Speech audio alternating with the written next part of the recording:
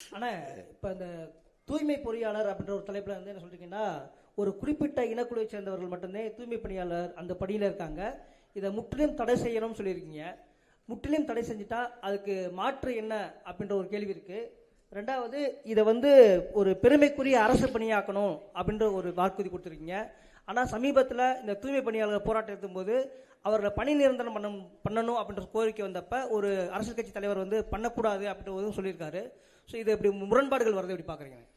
இல்லை நம்ம இதில் என்ன தம்பி, ஒரு குறிப்பிட்ட சமூகம் செய்கிறதுங்கிறப்ப தான் இது இவங்க அது இழிவாக்குறதுறாங்க. இப்போ வேளாண்மை நான் ஒன்று சொல்கிறேங்க, வேளாண்மை செய்கிற வேளாளர் உங்களுக்கு புரியுதா?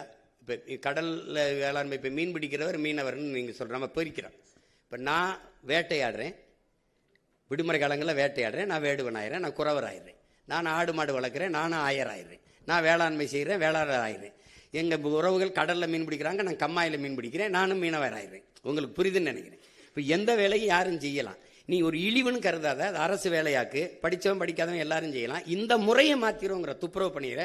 இப்போ அமெரிக்கா, சிங்கப்பூர்லாம் எப்படி பண்ணுது?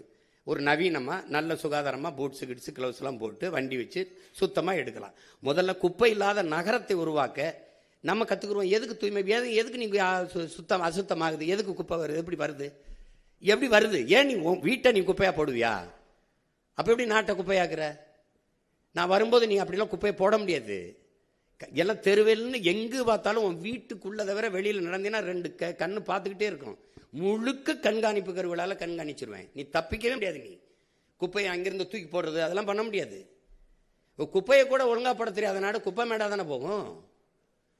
அதனால தான் அவங்க தூய்மை பணியாளர் என்பதையும் தாக்கி தூய்மை பொறியாளர்கள்னு மாற்றி அதை அரசு பணியாக மாற்றுவேன்னு சொல்கிறேன். நீங்கள் அந்த பணியை நீங்கள் எதுக்கு, நான் அதுக்கு குப்பையில் தான் வச்சுக்கிறேன்னு நினைக்கிறீங்களா? மரக்கன்று நடக்கூடாதா? சொல்லுங்கள், மரக்கன்று நடக்கூடாது, மற்ற வேலைக்கு பயன்படுத்தக்கூடாதா? இந்த 10 ஆண்டு பசுமை திட்டம், பல கோடி பண திட்டத்தில் பல பேர் வேலைக்கு எடுப்பேன். அப்போ அந்த இடத்துல நீங்கள் அந்த பகுதி நேரம் போக, இப்போ தென்கொரியாவில் அவர் என்ன சொல்கிறார், போய் நீ பகுதி நேரம் சண்டை வரும்போது சண்டை போடு, இப்போ மாடு மேய்ன்னு சொன்னாரா இல்லையா? சொல்லுங்கள். சொன்னதை சிரிக்கிறீங்கல்ல. இப்போ நான் சொல்கிறது தானே அவர் இப்ராஹிம் ட்ரோரே பண்ணி கொண்டிருக்கிறாரு. ஒரு சின்ன பையன் ஒரு திடீர்னு ஒரு நிலத்துக்குள்ளே அவளை பண்ணும்போது நம்மளால் பண்ண முடியாதா? ஒரு கனவு இருக்கணும்ல. இப்போ நான் சொல்லும்போது சிரிக்கிறீங்களா? கெஜ்ரிவால் எப்படி பண்ணாப்ல? அந்த 5 ஆண்டுக்குள்ள அந்த இதில் பண்ணிட்டார்ல, அவளை தூக்கி கொண்டு வந்துட்டார்ல. 60 ஆண்டுகளை நீ பண்ணலையே. அப்போ உனக்கு நோக்கம் இல்லை, அவனுக்கு நோக்கம் இருந்தது. தான் அங்கே அந்த பெரிய மனுஷன் அந்த பினராயி விஜயன் எப்படி தரத்தை உயர்த்தி கொண்டு போயிட்டாப்ல. பிள்ளைகளுக்கு முதல்ல கொடுக்க வேண்டியது அறிவு தானே, அதை கொடுக்க உனக்கு வக்கு இல்லை. அப்புறம் என்ன நீங்க குடிக்கணும்? நீ படிக்க வைக்கிறத விட்டு குடிக்க வைக்கிறதுல கவனம் பண்ணிட்டு இருக்க. 2000 அரசு பள்ளியை மூடுற, 2000 மதுக்கடையை கூட்டுற.